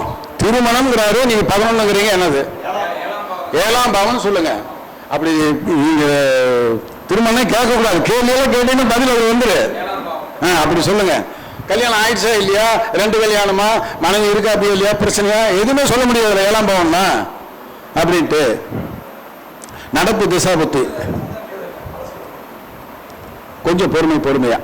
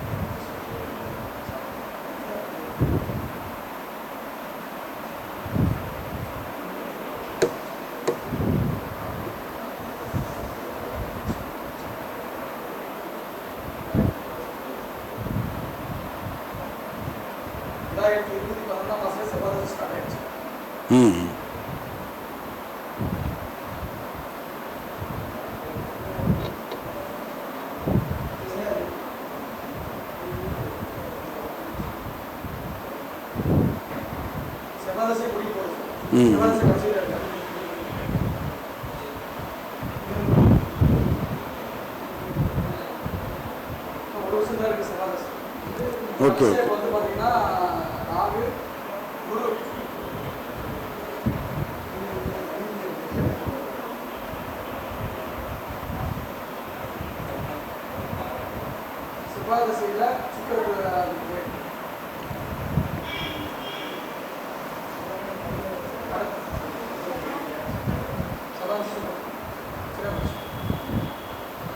அதே பாயிண்ட் இப்போ வருவா பாருங்க.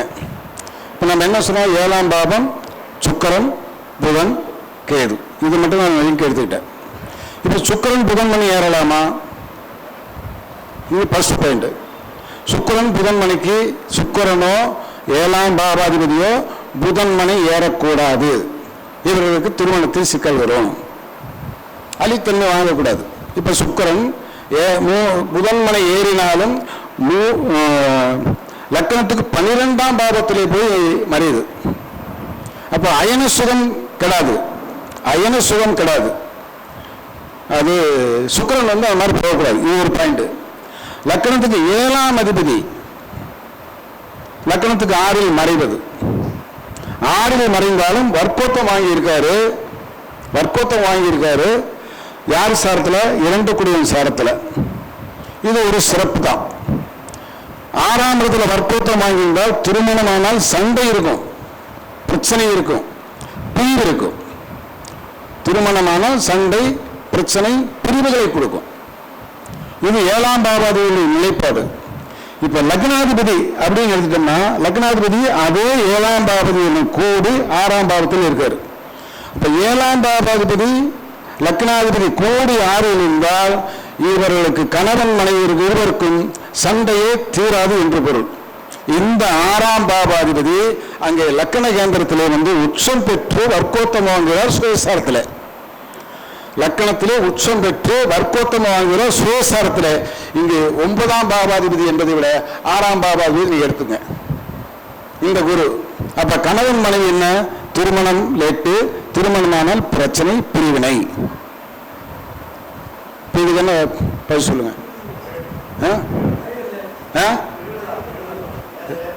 மேரேஜ் ஆகி பிரிவினை. ஓகேவா? இது ரொம்ப எளிமையா தான் சொன்னோம், ரொம்ப கஷ்டம் இல்லை இல்லையா? பலன் சொல்ல முடியும் இல்லையா? இது நமாம்ச வச்சு தான் சொன்னோம், வேற வச்சு ராசி வச்சு சொல்லலை. ஓகேவா? இவ்வளவுதான் பாயிண்ட் எடுக்கிறதுக்கு. நீங்க வந்த உடனே நெத்தி அடியே அடிச்சிடலாம். 90 பங்கு பொருந்தாதுன்னு போகவே போகாது. இதான் கேட்கணும். இந்த ஒரு 4 விதமான பலனைத்தான் நம்மகிட்ட கேட்கவே வருவாங்க, வேற எதுக்காக வரமாட்டாங்க. இந்த 4 விதமான பலனுக்கும் 4 விதமான தத்துவத்தை புரிந்து கொண்டால் பலன் ஈஸியாக எடுத்துடலாம். இப்போ சனி 6 இருக்காரு, யோகம் தரும் அப்படின்னு நாம நினைக்க கூடாது. அது சனிங்கிற தன்மை வேற. இப்ப அதே சனி 6ல் இருக்காரு அப்படின்னா 10ஆம் பாவத்துக்கு திரியோணம் இருக்காரு. 10ஆம் பாவத்தின் நிலைப்பாடு எடுத்துட்டீங்கன்னா தொழிலை பத்தி பேசலாம், தொழிலை பத்தி பேசலாம். அப்ப 10 குறை எங்க இருக்கு? அப்படி ஆட்சியா இருக்கு. அப்படி யாருடைய சாரத்தில் இருக்கிற? அப்படி சரி, 10 குறை சுக்கிரன்ல, நான் செவ்வாய் எடுத்துட்டேன். சரி சரி, செவ்வாய் தான். 10 குறை செவ்வாய் தானே. அவர் சுக்கிரனுடைய சாரத்தில் போறாரு இல்லையா? 10 குறைவன் 4, 11 குறை சாரத்தில் போவது சிறப்பு. அப்ப தொழில் உண்டு இல்ல. இப்ப 10 குறையும் நின்ற நவாம்சாதிபதி என்று சொல்லக்கூடிய சுக்கிரன் லக்னத்துக்கு 11 ஆட்சி பெறுகிறார். அப்ப தொழிலால் லாபம் தானே, தொழில் வருமானம் தானே. தொழில் நல்லா செய்யறார் இல்லையா? என்ன பண்றாரு? தொழில் ஐடி கம்பெனி. பலன் என்ன கஷ்டம் இதுல? இந்த பலன் எடுக்கிறது என்ன கஷ்டம்? எளிமையா தானே சொல்லுது, எளிமையா தானே சொல்ல போறோம். வேற ஒண்ணு என்ன? 10 குடையோட நின்ற ராசிநாத நின்ற நவாம்சம் இதைத்தான் எடுத்துக்க, வேற எதுவும் எடுக்கல. ராசி நவாம்சம் சாரம் இதை எடுத்துட்டோம்னா தான் பலன் சொல்வதற்கு ஈஸி. நீ எந்த பாவ பலனை கேட்டாலும் அடுத்த 2 நிமிஷத்துல ஆய்வு பண்ணி உன்னால சொல்லிட முடியும், தெளிவா சொல்ல முடியும். இப்போ ஒன்று இருக்குங்கிறோம், ஒன்று இல்லைங்கிறோம், ஒன்று சிறப்புங்கிறோம், ஒன்று சிறப்பு இல்லைங்கிறோம். அதை ஜோதிடத்தை சொல்ல முடியும் இல்லையா? பலன் சொல்லாம கேள்வி கேட்கறது, பொதுவா கேள்வி கேட்டு பலன் சொல்ல முடியும். இதுல வேற எந்த பாவத்தை பத்தி ஆய்வு செய்யலாம் அப்படிங்கிற இல்ல, வேற ஜாதகம் போடுங்க. ஒரு அடுத்த மேரேஜ், அடுத்த மேரேஜுக்கு நாம எங்க போகணும்? 11ஆம் இடம். நம்ம ஒன்றுக்கும் மேற்பட்ட திருமணம் 11ஆம் இடம் தானே. 11ஆம் அதிபதி எங்க இருக்கிறான்? அது புறம் வீட்டுக்கு தான் போயிருக்கு. நவாம்சம் ராசியில் எடுத்துட்டான். நவாம்சத்தில் அவர் ஆட்சி பெற்றிருக்காரு. யாருடைய சாரத்தில் போறாரு?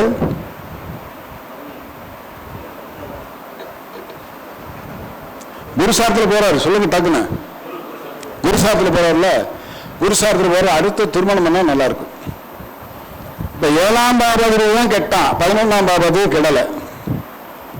அடுத்த திருமணம் பண்ணா நல்லா இருக்கும்.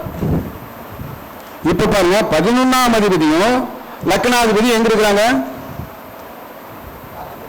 பரஸ்பரம் பார்த்துக்கிறாங்க.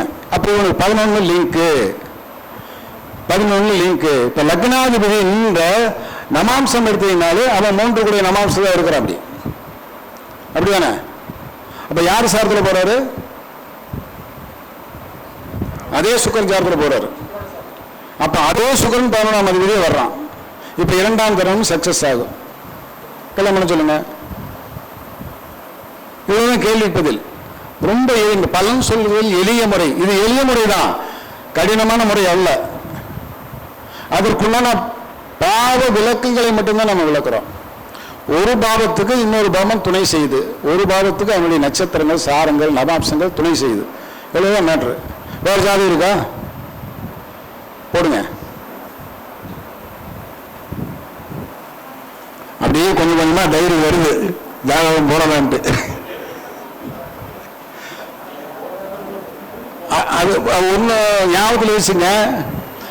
நான் இந்த பாலசுப்ரமணி ஒன்று ஞாபகத்தில் வச்சுங்க. என்னை பொறுத்தளவுக்கு இந்த இடத்த நான் கசாப்பு கிடையாது தான் நினைப்பேன்.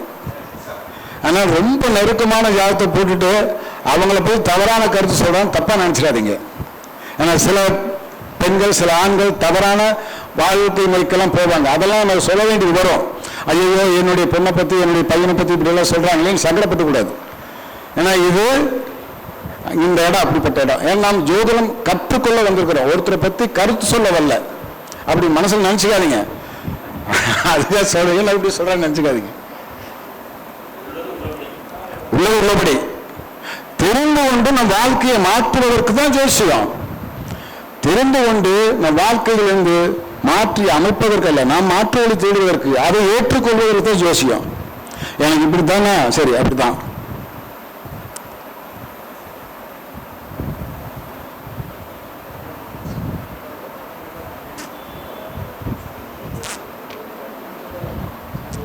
நமாம்சத்தினுடைய சாரத்தை நமாம்சனுடைய அந்த கடிவாளத்தை பிடிச்சிட்டீங்கன்னா பலன் கொண்டு கொட்டிடும்.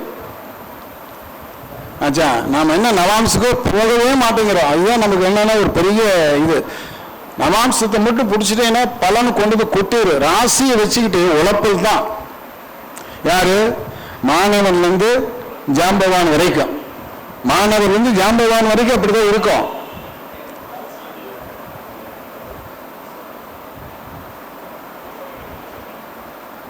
இப்போ நம்ம என்ன சொல்றோம், ஒரு கருத்தை கரெக்டாக சொல்லிட்டோன்னு வச்சுக்கோங்க, கேட்ட காசுக்கு மேலே வரும்.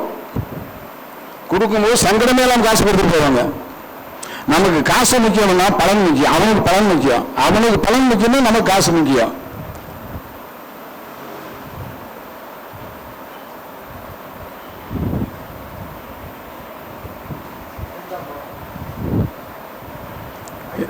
ஐந்தாம் பாவம் கேள்வி. சரி, ஐந்தாம் பாவத்தில் நமக்கு நிறைய பலன் எடுக்கலாம். பூர்வபதிய பலன் எடுக்கலாம், புத்திரஸ்தான பலன் எடுக்கலாம். அதே மாதிரி என்ன சில கருத்துகள் எனக்கு முரண்பாடு என்ன அப்படின்னா, ஐந்தாம் பாவத்தை அறிவு பாவங்கிறாங்க. ஐந்தாம் பாவத்துக்கு அறிவுக்கு என்ன சம்பந்தம் எனக்கு தெரியல. நாலாம் பாவத்தை உயர்கல்விங்கிறாங்க. நாலாம் பாவத்துக்கு உயர்கல்விக்கு என்ன சம்பந்தம்னு எனக்கு தெரியல. ரெண்டாம் பாவத்துக்கு குடும்பஸ்தானங்கிறாங்க. குடும்பத்துக்கு ரெண்டாம் பாவத்துக்கு என்னையா தொடர்புன்னு கேட்குறேன். ஏழாம் பாவத்துக்கு எட்டாம் பாவம். ஐந்தாம் பாவம் அறிவுன்னா தொழில். அறிவை கொண்டு எங்கே சேர்த்து வெள்ளங்க, நல்லா படிப்பார், நல்லா அறிவாளிங்க, நல்லா தொழில் செய்கிறான்னு சொல்கிறோம். அது 10ஆம் பாவத்துக்கு 8ஆம் பாவமும் வரும். வருமா இல்லையா? குடும்பஸ்தானங்கிற பொண்டாட்டி தானே குடும்பம், அது 7ஆம் இடத்துக்கு 8ஆம் பாவமும் வரும். குடும்பத்துக்கும் அதுக்கு என்ன சம்பந்தம்? நிறையா இதெல்லாம் நான் நிறைய ஆய்வு செஞ்சு வச்சிருக்கிறேன். இதை நான் விளக்க சொல்லல, ஆய்வு செஞ்சு வச்சிருக்கிறேன். நான் விளக்கம் கொடுக்குறேன். நீ கேட்டீங்கன்னா விளக்கம் கொடுக்குறேன். ஏன் இதை சொன்னார்கள், எதற்காக சொன்னா, அதுல என்ன அர்த்தம்னு சொல்றேன். இதுல கேள்வி ஐந்தாம் பாவம். ஐந்தாம் பாவத்துல பூர்வ புண்ணியமா புத்திரஸ்தானம். சரி, இப்போ இதே பிரச்சனை தான். இந்த புத்திரஸ்தானத்திற்கும் இந்த கேதுவும் இந்த சனியும் இந்த புதனும் தொடர்பு கொள்ளக்கூடாது. மேற்று ஒண்ணுமே இல்லை. இந்த தொடர்பு இருந்தால் அந்த பிரச்சனை உருவாது. அதை பார்த்துருவோம். இப்ப ஐந்தாம் பாவம் யாரு? புதன். சரி, லக்கணத்துக்கு 7ல இருக்காரு. நவாம்ஸ்ல எங்க இருக்காரு?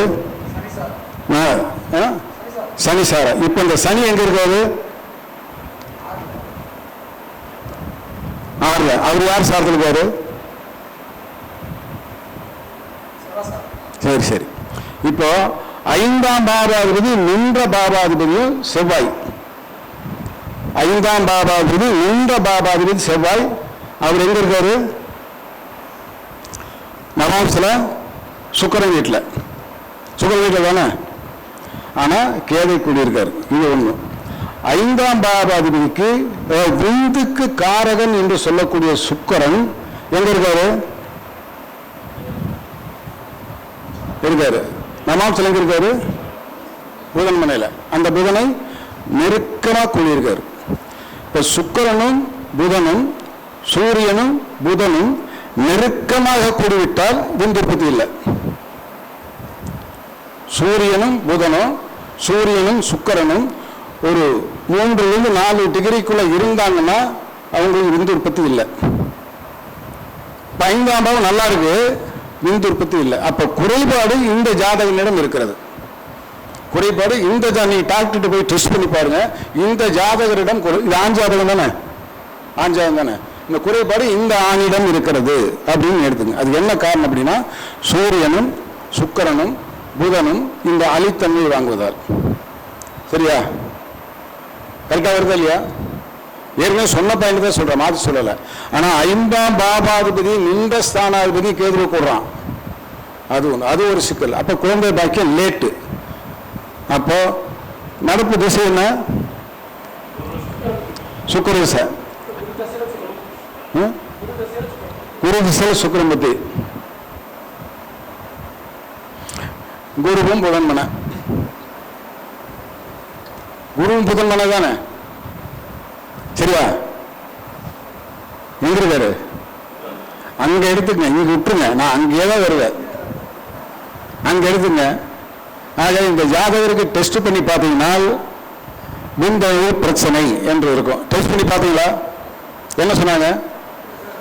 விந்தணு பிரச்சனை. ஓகேவா? பிரச்சனை முடியுதா? பலன் எளிமை தானே. காசு கேட்ட காசு கொடுப்பாங்கல்ல. ஜோதிடம் என்பது எளிமை. சரி, வேற ஏதாவது கேட்குறீங்களா? வேற பாவம் பற்றி ஏதாவது கேட்குறீங்களா? சரி, வேண்டாம். சரி, வேற ஏதாவது ஜாதகம் போடலாமா? எல்லா பலனுக்கும் நவாம்சம் இல்லாமல் பலன் சொல்லாதீங்க. இதே என் கேள்வி. நவாம்சம் என்றால் பலன் எளிமை.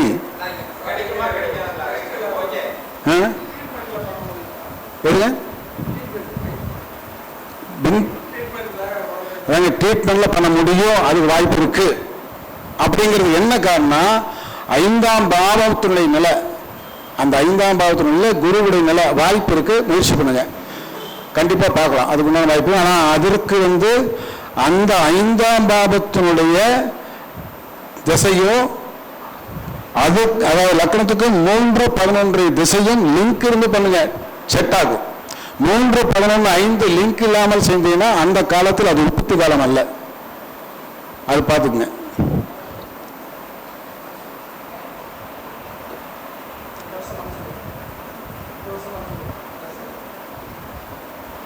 வேற யாரும் போடுறீங்களா? போடுங்க.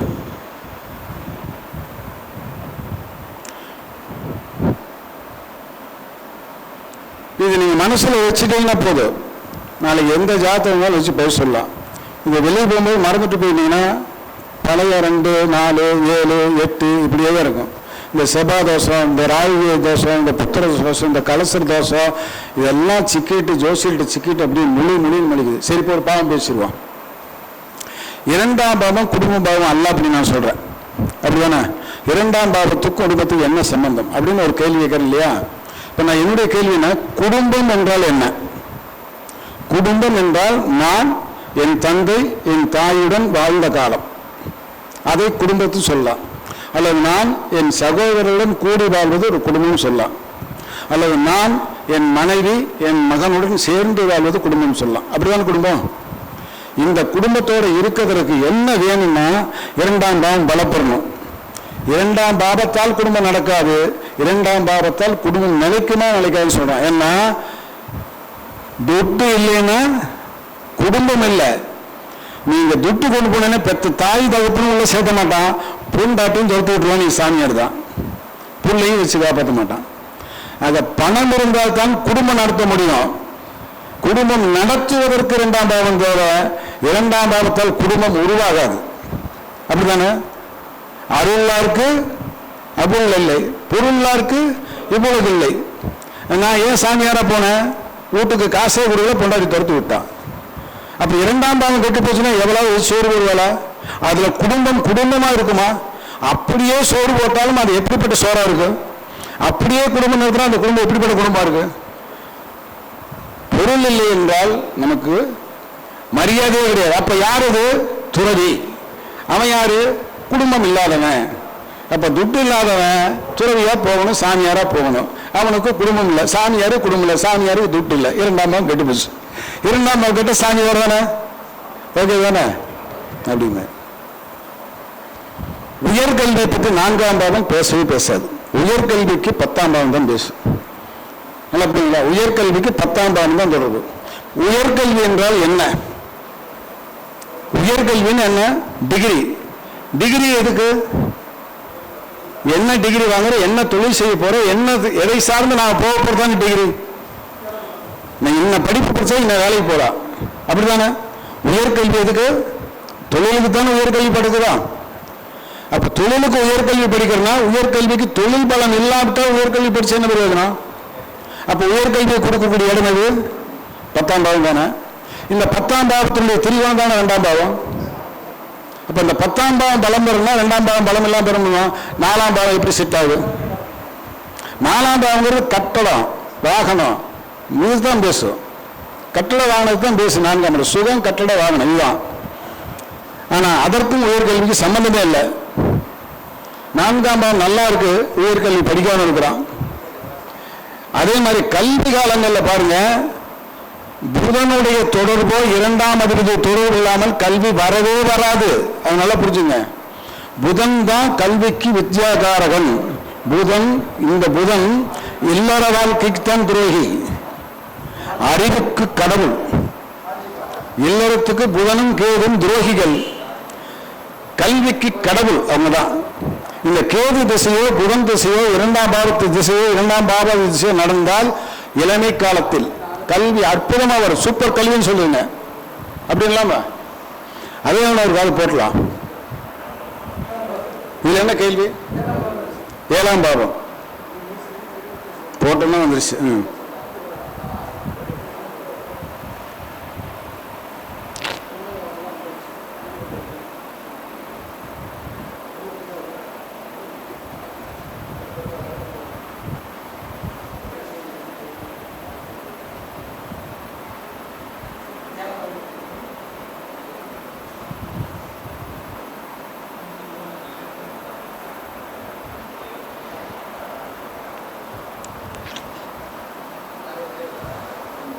இவருக்கு 7ஆம் பாவம் பிரச்சனை இல்லை, லக்னாதிபதி தான் பிரச்சனை.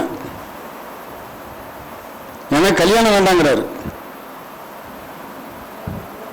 இவர் என்னங்கிறாரு? 7ஆம் பாவத்து தெரியல, எனக்கு கல்யாணம் வேண்டாங்கிறாரு. பலன் கரெக்டா? பலன் கரெக்டா? பலன் சரியா?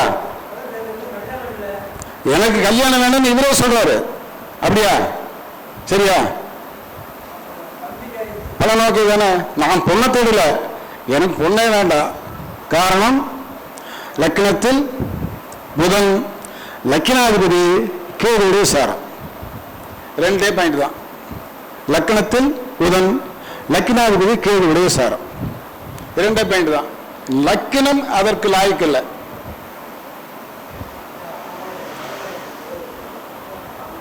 ஓகேவா? பலன் எளிமையா சொல்ல முடியுதா?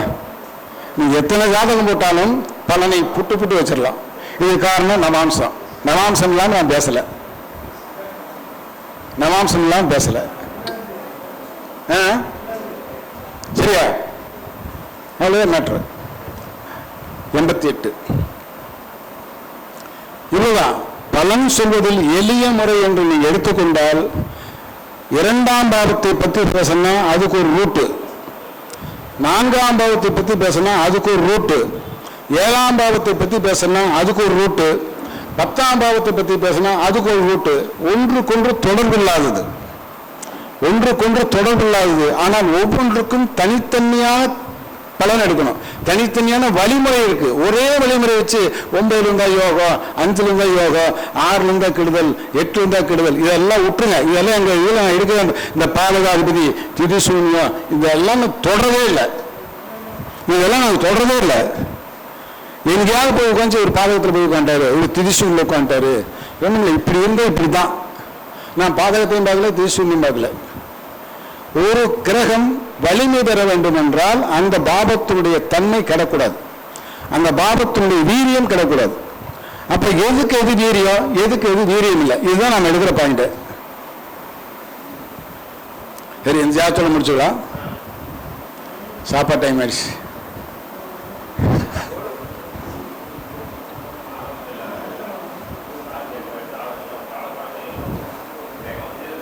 ஆமா, ஏதாவது இப்போ எங்க வகுப்புல இன்னும் ஸ்பீடு இருப்பார். எங்க வகுப்புல இன்னும் ஸ்பீடா இருக்கும்.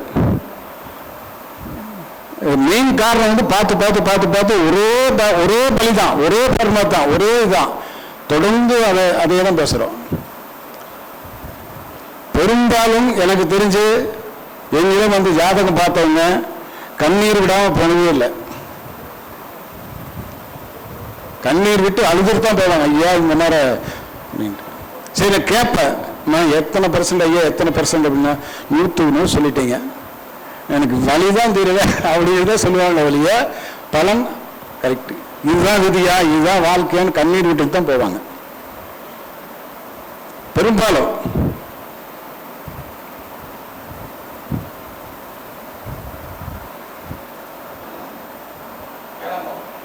இது 7ஆம் பாவம் தான்.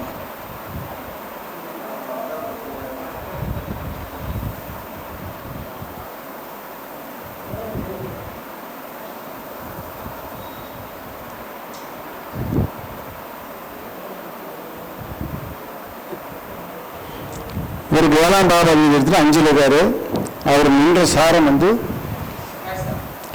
செவ்வாய் சாரம். அந்த சாராதிபதி நீச்சம் பெறுகிறார். ஓகே, அது ஒன்றும் பிரச்சனை இல்லை. சுக்கிரன் லக்கணத்துக்கு 10ல், நவாம்சத்தில் 12ல், புதன் டிகிரி தூர போயிட்டார். அவர் சுக்கிரனுடைய சாரம்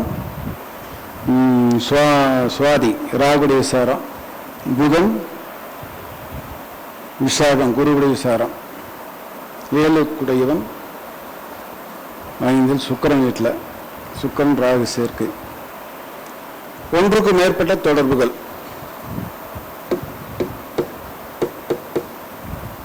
ஒன்றுக்கு மேற்பட்ட தொடர்புகள்.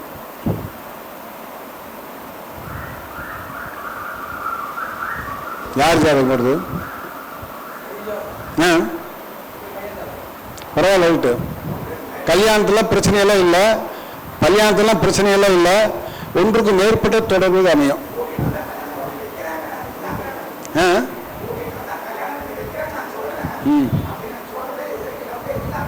வரும், எங்க போக போகுது? வயசு கம்மி தானே,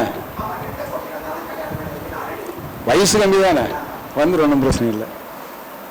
கல்யாணம் இதுக்கு பிரச்சனை வராது. ஆனால் ஒன்றுக்கு மேற்பட்ட தொடர்பு அமையும். ஆமா, இதுக்கு ஒன்றும் பிரச்சனை இல்லை, பெருசா பிரச்சனை இல்லை. இல்ல புரியல, மேரேஜ் எப்ப ஆகும்? அதேதான் 7ஆம் இட திரிகோணம், 7ஆம் இட திரிகோணம் கல்யாணத்தை பண்ணி வச்சிருக்கு. பாரு டியூட்டி. இப்போ குருவில் கேள்வி பண்ணுவாரா? பண்ண மாட்டாரு. குருவில் சுக்கிரன் பண்ணுவாரா? பண்ணிடலாம்ல. சுக்கிரன் பண்ற வாய்ப்பு இருக்கா? சரி, வாய்ப்பு இருக்கு. ஆனா குரு 7 நமாம்சத்தில் உட்காந்துருக்காரு, பரவாயில்ல. சுக்கிரன் வந்தா பண்ணிடுவாரு. சுக்கிரன் பண்ண சுக்கிரன் புத்தியில கல்யாணத்துக்கு வாய்ப்பு அதிகம். செட் ஆயிடும். 2027க்கு மேல செட் ஆயிடும். கவனமா பார்த்துங்க. மாற்று துணிக்கு அல்லது சைடில் ஏதாவது தொடர்பு இருக்கும், அது அது உண்டு, அதை பார்த்துங்களேன். அது கல்யாணத்துக்கு பிற்பாடு. இது கல்யாணத்தில் குற்றம் வராது. ஒன்றும் சரி. இது பாருங்க, ஏங்க இதுல 10 குடையவன் ஆட்சி. ஏன் இந்த ஜாதகத்துல பாருங்க, 10 குடையவன் ஆட்சி. 10 குடையவன் நின்ற நவாம்ச குரு வீடு. அந்த குரு 11ஆம் பாவத்தை குறிகாட்டுகிறார். இது நான் எடுத்துக்கிற வழி. அங்க 7ஆம் பாவத்தை குறிகாட்டுகிறார். நான் எங்கேயும் போகல. ஆக தொழில் பலம் உண்டு. 10 குடையவன் நின்ற நவாம்ச குரு. 10 குடையவன் அவனே ஆகிறான். அந்த குரு செவ்வாய் வீட்டில், செவ்வாய் சம்பந்தப்பட்ட துறை, எலக்ட்ரிக்கல், என்ஜினியரிங்கள், மெஷினரிகள் சம்பந்தப்பட்ட துறை, என்ஜினியர் துறை, இதெல்லாம் ஈஸி. போட்டு உடைச்சிருவேன், நாங்களாம் போட்டு உடைச்சிருவேன். அப்படி ஏதோ தொழில் அப்படின்னு 10ஆம் இடத்தை வச்சு தொழில் சொல்றதில்லை. 10 குடையவன் நின்ற நவாம்சம், அந்த மாதிரி தான் நான் போவேன். அப்போ இன்ஜினியரிங் சம்பந்தப்பட்ட துறை. சரி, 10ல் சுக்கிரன் ராகு. ஒன்றுக்கு மேற்பட்ட தொழில், பல தொழில், அதாவது தொழிலை பலவிதமாக பெருக்கி செய்யக்கூடிய வல்லமை. 10ல் புதன், கலை இலக்கியங்கள் எல்லாமே ஒத்து வரும் நிலைமை. லக்கினா இருக்குது 2ல்.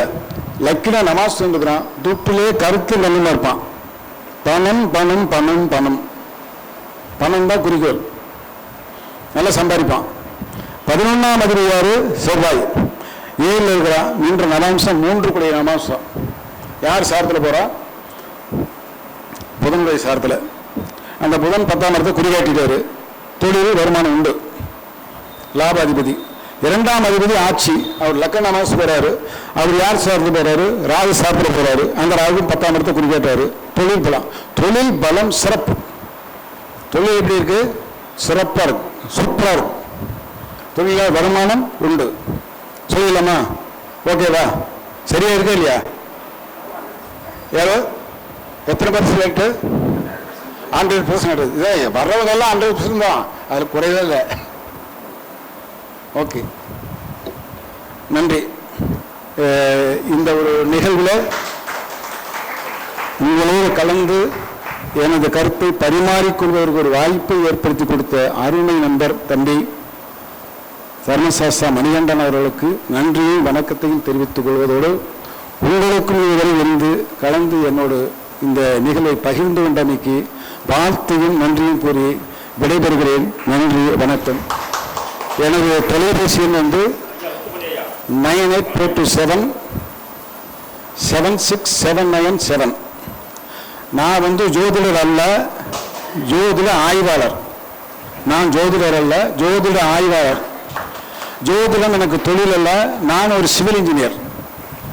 அதனால் ஜோதிடத்துக்கு பயிற்சி எடுக்கிறதுக்கு இது வரைக்கும் பைசா வாங்கலை வரவங்க எல்லாமே.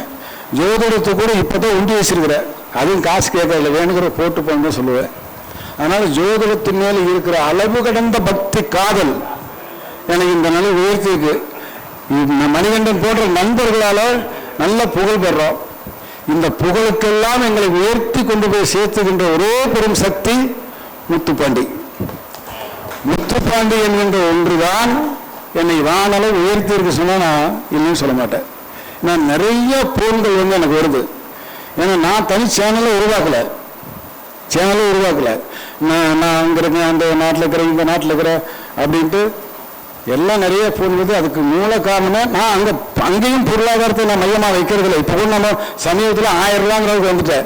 இந்த தொல்லையே இல்லை. அந்த நைட் 12 மணிக்கு போடுறான், என்ன பண்ணுறோம், தூங்கவே வர மாட்டேங்கிறாங்க. அதனால் வந்து அப்படி ஒரு அக்மார்க்க விஷயம். அதனால் இந்த சிறப்பு என்னை உலகமெல்லாம் கொண்டு சேர்த்த திரு முத்துப்பாண்டி அவர்களுக்கும் நன்றியும் வாழ்த்தையும் கூறி விடைபெறுகிறேன். நன்றி, வணக்கம். செல் நம்பர் இன்னொரு சொல்லிடுறேன், 9842776767. ஐயா வந்து மிக அற்புதமாக ராசி நவாம்சம் போதும், மற்றதாக எதுவும் நீங்கள் வந்து குழப்பிக்க வேண்டியதில்லை. அதை மட்டும் நீங்கள் சூட்சமாக பிடிச்சிட்டிங்க அப்படின்னா மிக எளிமையாக வந்து ஜாதகம் பணம் சொல்ல முடியுன்றத கண்கூடாகவே இங்கே வந்து ஜாதகம் லைவ் போட்டு உங்கள் எல்லாத்துக்கும் சொல்லி கொடுத்துருக்காருன்னு தான் சொல்லணும். ஓகேவா? அது ஆராய்ச்சியாளர்னு அவர் சொல்லலாம், பட் அனுபவங்களே அவர் வந்து ரொம்ப அற்புதமாக பதிவு பண்ணியிருக்கிறாரு. ஸோ இது கண்டிப்பாக பார்த்துருக்கக்கூடிய நிறைய பேர் இன்றைக்கி ஆன்லைன் டிவியில் பார்க்குறவங்க நிறைய பேர் வந்து பார்த்திங்கன்னா படிக்காமே ஜோதிடர் ஆகிடுறாங்க. அவங்களுக்கே எல்லாமே தெரியும், அந்த அளவுக்கு தான் இன்றைக்கி போயிட்டுருக்கு. ஏன்னா அது இல்லாத வீடியோஸே கிடையாது. எல்லாத்த பற்றியும் நம்ம என்ன பண்ணியிருக்கிறோம், எல்லாம் எடுத்து விட்டாச்சு. அந்த மாதிரி வந்து அவ்வளோ இருக்குது. ஸோ அங்கே ஆன்லைன் டிவி பார்க்குறவங்க எல்லாமே ஜோதிடர். அப்போ இந்த மாதிரி வீடியோஸ் எல்லாம் பார்த்தாங்க அப்படின்னா நம்மளோட வேலை இருக்காதுன்னு நினைக்கிறேன். அந்த அளவுக்கு வந்து அற்புதமாக வந்து சிறப்பாக ஐயா வந்து பதிவு பண்ணியிருக்கிறார். ஸோ ஐயாவோட நீங்கள் ஜாதகம் பார்க்கணும், தாராளமாக தொடர்பு கொண்டு பார்த்துக்கொள்ளலாம். ஐயாவோட எண் கொடுக்கப்பட்டிருக்கு. ஸோ இப்போ ஐயா அவர்களுக்கு வந்து ஒரு பொன்னாடை போட்டு சிறப்பு கௌரவம் செலுத்துகிறோம். ரொம்ப அற்புதமாக ரகசியத்தை மறைவு இல்லாமல், ஒளி மறைவு இல்லாமல் வந்து சொல்லிக் கொடுக்குறதுங்கிறது ஒரு பெரிய விஷயம். அதை வந்து ஐயா அவர்கள் தந்திருக்கார். இன்னும் ஐயா அவர்கள் வந்து நிறைய கருத்துக்களை வழங்க வரணும். பிற்காலத்தில் எங்களுக்கு வந்து மிகப்பெரிய ஒரு உதவியாக இருக்குன்னு சொல்லி கேட்டுக்கொண்டு இப்பொழுது சிறப்பு பொன்னுரை ஆற்றி சிறப்பு கல்விகளும் வாழ்த்துக்கள் எல்லோருக்கும் எல்லாம் கேட்கட்டும்.